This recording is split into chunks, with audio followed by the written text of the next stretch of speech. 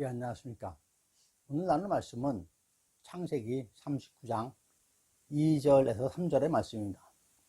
여호와께서 요셉과 함께 하심으로 그가 형통한 자가 되어 그의 주인 애굽 사람의 집에 있으니 그의 주인이 여호와께서 그와 함께 하심을 보며 또 여호와께서 그의 범사에 형통하게 하심을 보았더라. 이 말씀을 하나님께서 함께 하시는 형통한 자 요셉이라는 제목으로 함께 나누도록 하겠습니다. 요셉은 그 야곱의 12아들 중에서 11번째 아들로 여러 아들 중에 가장 사랑받았는데, 왜냐하면 아버지인 야곱이 사랑하는 아내 라헬이 낳은 첫 아들이기도 하고 또 11번째로 노년에 낳은 아이이기도 합니다. 그 예로 아버지 야곱이 요셉에게만 채색 옷을 입혀주니까 이 때문에 이복 형들의 마음을 사게 되고, 심지어 이복 형들의 부끄러운 잘못을 아버지한테 일르기도 합니다. 뿐만 아니라 자신이 꾼 꿈 얘기를 해가지고 형제들로부터 더욱 미움을 샀다고 성경에는 기록을 하고 있습니다. 요셉의 꿈은 두 가지가 있습니다.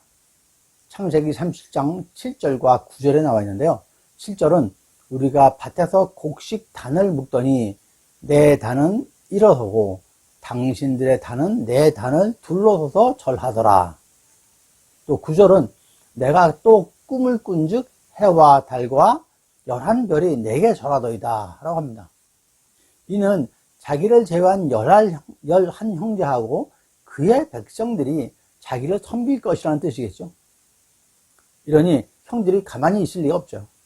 그 꿈 이후로 형들은 요셉을 시기하게 되고 결국은 죽이려고까지 공모를 하게 됩니다. 이처럼 요셉의 어린 시절은 아버지의 각별한 사랑을 받았지만 동시에 형들로부터 미움을 받아서 이방인에게 팔려가는 그런 고난을 당하게 됩니다. 이렇게 결국 요셉은 17 나이에 이집트 경호대장인 보디발에게 팔려가는 거죠. 그런데 여기서 중요한 하나님의 말씀이 있습니다. 창세기 39장 2절 말씀이죠. 여호와께서 요셉과 함께 하심으로 그가 형통한 자가 되어 그의 주인 애굽 사람의 집에 있으니 라고 하십니다. 요셉은 지금까지는 형들에게 미움을 사서 죽임을 당하기 직전에 노예로 팔리는 그런 인생인데, 하나님께서는 함께 하시고 형통한 자라고 하시는 것입니다. 이해가 되시겠습니까? 노예로 팔린 인생이 형통한 자라고 하시는 것이죠. 그럼 앞으로의 요셉의 그 인생이 잘 또 풀리나요? 그러면 요셉이 바로 노예에서 해방되었나요? 아니죠. 또 감옥에 가게 됩니다. 그런데 하나님께서는 함께 하시고 형통케 하신다라고 말씀을 하십니다. 여러분, 요셉은 지금까지의 고난의 길에도 불평 한마디 없었습니다. 성경에서 요셉의 그 원망, 불평 이런 말을 전혀 볼 수가 없습니다. 그럴 수 있을까요? 요셉의 인품을 들여다 보시기 바랍니다. 위에 그 2절과 3절에 이어서 4절에서 말씀이 요셉이 그의 주인에게 은혜를 입어 섬김에 하고 시작합니다. 당장 요셉의 상황이 180도 바뀐 것도 아니죠. 하지만 노예의 상황에서도 주인이 노예에게 은혜를 베풀도록 역사하시는 하나님이신 것입니다. 그리고 다음 5절에는 여호와께서 요셉을 위하여 그 애굽 사람의 집에 복을 내심으로 라고 기록되어 있습니다. 여러분, 집에 들린 노예로 인해서 주인 집이 복을 받게 되는 것입니다. 은혜가 무엇입니까? 물론 요셉이 열심히 하고 최선을 다해서 일을 했겠죠. 노예니까. 하지만 그것보다 더 중요한 것은 하나님께서 함께 하시고 하나님으로부터 은혜를 받아야 하는 것입니다. 우리가 어찌해야 합니까? 내가 열심히 최선을 다하면 그걸로 끝인가요? 아니죠. 하나님의 은혜를 구하셔야 합니다. 그래야 더 큰 축복을, 하나님의 축복을 받게 되는 것이죠. 이번에는 노예에게 은혜를 베푼 주인 보디발의 집은 어찌 되었나요? 5절을 다시 읽어보겠습니다. 여호와께서 요셉을 위하여 그 애굽 사람의 집에 복을 내리심으로 여호와의 복이 그의 집과 밭에 있는 모든 소유에 미친지라 라고 기록하고 있습니다. 요셉이 축복의 통로가 돼서 주인 집에 여호와의 복이 임하게 되는 것이죠. 이러한 축복이 여러분의 가정에도 있기를 축원드립니다. 여기서 또한 주목할 말씀은 39장 21절에 여호와께서 요셉과 함께 하시고 그에게 인자를 더하사 간수장에게 은혜를 받게 하시며 라고 하십니다. 어떻습니까?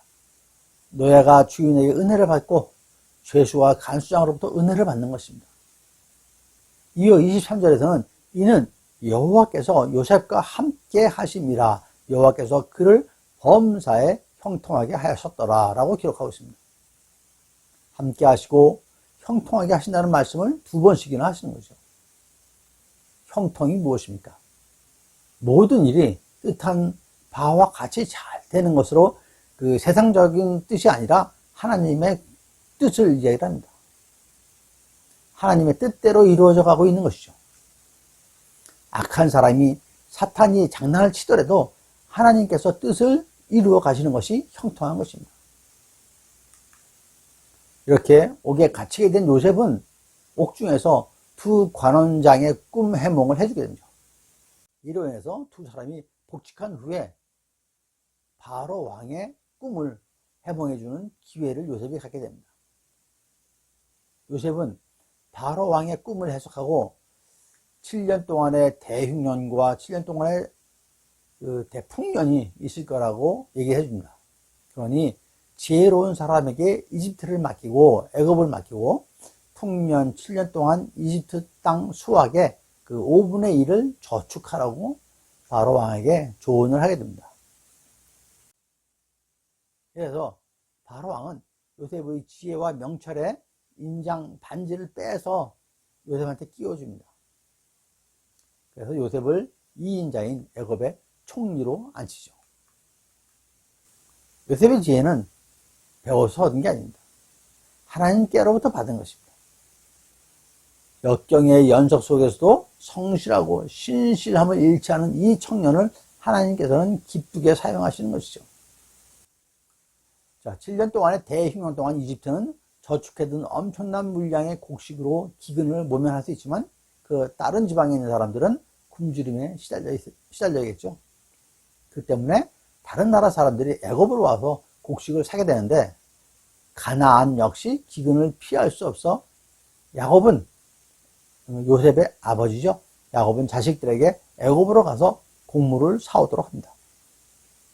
결국 요셉의 그 형들은 애굽으로 와서 총리인 요셉에게 얼굴을 땅에 대고 절을 하게 되는 거죠. 이 장면은 과거에 요셉이 꿨던 꿈이 현실화가 된 것이죠. 요셉은 형들을 알아보았지만 형들은 애굽의 총리가 된 요셉을 알아보지 못하죠. 노예로 팔았으니까. 어떻게 감히 총리라고 생각을 했겠습니까? 하지만 요셉은 정체를 밝히지 않고 형들에게 술책을 써가지고 동생인 베냐민을 데려오도록 합니다. 돌아간 형제들은 아버지 야곱에게 돌아가서 자초지종을 다 얘기를 해주겠죠? 그리고 베냐민을 데려가겠나라고 아버지한테 얘기합니다. 근데 아버지는 안 된다라고 반대하시겠죠? 이러한 아버지를 설득한 사람이 누구냐 하면 유다입니다. 네 번째 아들입니다. 결국 형제들은 막내 베냐민을 데리고 다시 애굽으로 가서 요셉을 만나게 됩니다. 이러한 아버지와 유다 그리고 베냐민의 정에 감복해가지고 결국 요셉은 자신의 신분을 밝힙니다. 45장 4절하고 15절에 나와 있는 말씀인데요. 나는 당신들의 아우 요셉이니 당신들이 애굽에 판 자라. 당신들이 나를 이곳에 팔았다고 해서 근심하지 마소서. 한탄하지 마소서. 하나님이 생명을 구원하시라고 나를 당신들보다 먼저 보내셨나이다 하는 것입니다. 이어 8절에서도 그런즉 나를 이리로 보낸 이는 당신들이 아니요 하나님이시라. 하나님이 나를 바로에게 아버지로 삼으시고 그 온 집의 주로 삼으시며 애굽 온 땅의 통치자로 삼으셨나이다 라고 얘기하는 겁니다. 형들이 얼마나 놀랐겠습니까? 죽이려고 팔아버린 그 동생이 애굽의 총리가 되어 있으니까. 여러분, 요셉의 이 말을 어떻게 생각하십니까? 자신이 형들에 의해서 죽을 뻔하다가 결국 노예로 팔리고 감옥에도 갔었는데 그런 것들이 하나님의 계획이었으니 형들을 원망하지 않는다고 얘기하고 있습니다. 요셉의 인품을 보십시오. 하나님께서 함께 하시는 자, 하나님이 형통하게 하는 자의 인품이 있는 것입니다. 총리인 요셉의 형제들이 왔다는 얘기를 듣고 이제 바로 왕은 형들에게 양식을 주고 가나안 고향 땅으로 가서 가족들을 데리고 애굽으로 돌아오라고 얘기를 해줍니다. 그리고 다 오면 그들에게 좋은 땅을 주겠다라고 약속합니다. 이렇게 해서 야곱은 모든 가족을 데리고 애굽 땅으로 옮겨옵니다. 바로 왕으로부터 애굽의 고센 땅의 그 람셋에서 거주하기를 허락받아가지고 거기서 생업을 하고 번성을 하게 되죠. 이들은 430년간 그 땅에 살다가 애굽 땅을 떠나게 됩니다. 출애굽하게 되는 거죠. 그렇게 해서 이제 그 아브라함, 이삭, 야곱, 요셉 이어지는 그 족장과 요셉 얘기를 마치게 됩니다. 그리고 이제 애굽 땅에서 출애굽하는 출애굽기로 넘어갑니다. 예, 말씀을 마치기 전에 그 유다에 대한 얘기를 잠깐 하도록 하겠습니다. 아까 잠시 잠깐 유다 얘기를 드렸는데요. 먼저 요셉의 아버지, 12아들의 아버지인 그 야곱이 죽기 전에 12아들들에게 각각 예언적인 축복의 얘기를 해줍니다. 이것은 창세기의 마지막 장이 50장인데요. 그 앞에 49장에 나와 있습니다. 아버지 야곱은 유다에게 이런 얘기를 합니다. 8절부터 12절까지 나와 있습니다. 8절에서 너는 내 형제의 찬송이 될지라. 내 손이 내 원수의 목을 잡을 것이요 내 아버지의 아들들이 내 앞에서 절하리로다 라고 얘기합니다. 유다라는 뜻이 찬송이라는 뜻입니다. 즉 유다의 형제들인 11족속이 유다를 찬송 찬양한다는 얘기입니다. 그들이 유다에게 절한다고 합니다. 유다가 원수의 목을 잡을 것이라고 합니다. 즉 사탄을 물리칠 것이라고 말씀을 해 주시죠. 10절에서는 규가 유다를 떠나지 아니하며 통치자의 지팡이가 그 발 아래에서 떠나지 아니하기를 실로가 오시기까지 이르르니 그에게 모든 백성이 복종하리라 라고 말씀을 하십니다. 즉 유다의 계보가 12아들 12지파 중에서 또 유다의 계보가 예수님으로 이어지는 것을 얘기를 하고 있는 겁니다. 실제로 유다의 계보는 다윗 쭉 이어져 가지고 예수님의 탄생의 계보로 이어집니다. 창세기는 총 50장입니다. 창세기 총 50장 중에서 그 중에 요셉이 이야기가 37장부터 나옵니다. 50장까지. 14장에 걸쳐서 길게 나옵니다. 비중 있게 요셉이 이야기를 하십니다. 근데 시작된 37장 다음에 38장에서 무슨 얘기가 나오냐면 38장은 유다 얘기가 나옵니다. 유다와 며느리 다말에 대한 얘기가 나오죠. 하나님께서 당신의 계획대로 계보를 이어가시는 것을 저희들은 알 수가 있습니다. 오늘 그 유다와 요셉에 대해서 말씀을 드렸습니다. 요셉이 애굽의 총리가 된 나이가 30살로 추정하고 있습니다. 그리고 39에 아버지 야곱을 다시 만나고 110세에 죽은 것으로 기록하고 있습니다. 요셉이 총리가 되기 전까지 엄청나게 많은 험난한 삶을 살았죠. 하지만 요셉은 이것을 하나님의 구원 계획에 따른 인도하심이라고 고백을 하고 있습니다.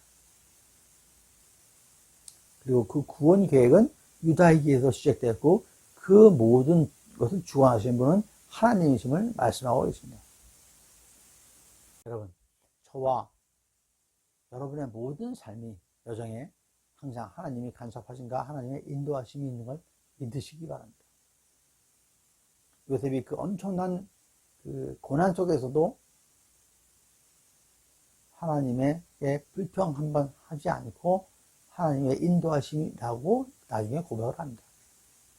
우리가 당하고 있는 고난, 어려움, 이것도 하나님의 계획과 뜻과 인도하심이 있다고 믿으시기 바랍니다. 그래서 축복받는, 항상 함께 하시고 형통하게 되는 그러한 하나님의 축복을 누리시는 저와 여러분 되시기를 간절히 축원드립니다. 감사합니다. MD 미션스쿨의 조래열 목사였습니다.